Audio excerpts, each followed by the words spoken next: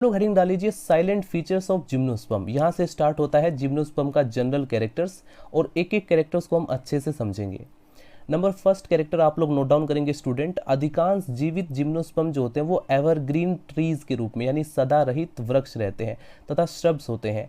ये पौधे जो होते हैं वो जीरोफिटिक अडेप्टेशन दर्शाते हैं।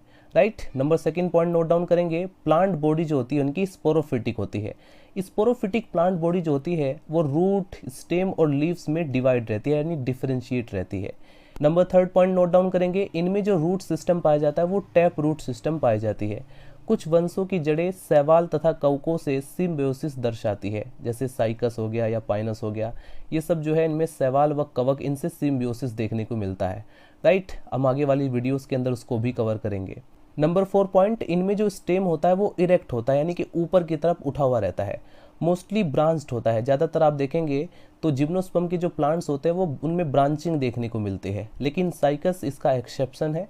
साइकस में ब्रांचिंग आपको देखने को नहीं मिलेगी, ये अनब्रांच्ड होता है तथा ये वुडी भी होते हैं। ये जो इनका स्टेम होता है वो वुडी होता है तथा कुछ जातियों में ट्यूबरस जैसे कि जामिया। राइट। कुछ जातियों में ये ट्यूबरस भी होता है, एग्जाम्पल है जामिया।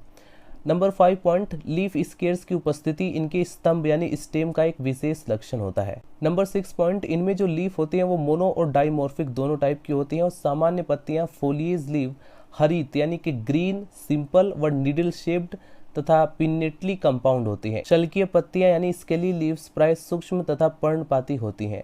इफेड्रा आदि कुछ जातियों में केवल शल्कीय पत्तियां ही पाई जाती हैं, यानी उनमें सिर्फ स्केली लीव्स ही पाई जाती हैं। पॉइंट नंबर 7 में स्टूडेंट आप लोग नोट डाउन करेंगे। रूट में जाइलम की जो कंडीशन है वो डाई टू पॉलीआर्क होती है तथा कभी कभी एक्सार्क कंडीशन भी इसमें पाई जाती है। नंबर 8 पॉइंट, स्टेम का जो कॉर्टेक्स होता है वो पेरेन्काइमी सेल से बना होता है। इसकी कुछ सेल्स स्टार्च ग्रेन तथा टेनिनीफेरस होती है यानी कि टेनिन युक्त होती है। नंबर 9 पॉइंट, प्राइमरी स्टेज में यानी प्राथमिक अवस्था में स्टेम में अनेक कोलेट्रल, एंडार्क तथा ओपन वेस्कुलर बंडल्स पाए जाते हैं। नंबर 10 पॉइंट, जाइलम केवल ट्रेकिड्स तथा जाइलम पेरेन्काइमा से निर्मित होता है। निटेल्स गण को अगर आप छोड़ दे तो बाकी सभी गणों में इनमें जो वेसल्स होता है वो अनुपस्थित होता है। ये एक मोस्ट इंपॉर्टेंट पॉइंट है एमसीक्यूज के पर्पज से। लेट मी रिपीट अगेन कि इसमें निटेल्स गण को अगर आप छोड़ दे तो अन्य सभी गणों में जाइलम वेसल्स जो होती है वो अनुपस्थित रहती हैं। इसके बाद point number 11, phloem sieve tubes तथा फ्लोएम पेरेन्काइमा से बना होता है और इसमें कंपेनियन सेल्स नहीं पाई जाती हैं। काफ़ी सारे स्टूडेंट सोच रहे होंगे सर ये ट्रेकिड्स क्या है, कंपेनियन सेल्स क्या है। तो अगर आपने प्लांट के अंदर टिश्यू सिस्टम पढ़ा है तो डेफिनेटली आपको ये समझ में आ रहा होगा। अगर नहीं समझ में आ रहा तो डोंट वरी, अभी आपको इसको नोट डाउन करना है, बाद में धीरे धीरे आपको समझ में आ जाएगा जब हम टिश्यू सिस्टम को पढ़ेंगे प्लांट के अंदर। राइट।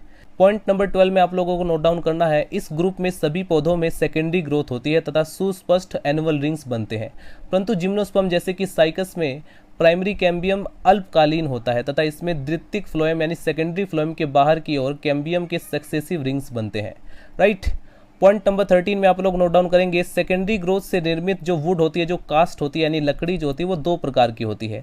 एक तो होती है मोनोजाइलिक और दूसरी होती है पिक्नोजाइलिक।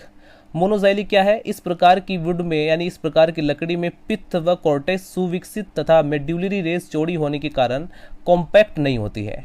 राइट। जैसे फॉर एग्जांपल साइकस का आपने वुड देखा होगा, बहुत ज़्यादा कॉम्पैक्ट आपको नहीं देखने को मिलेगा।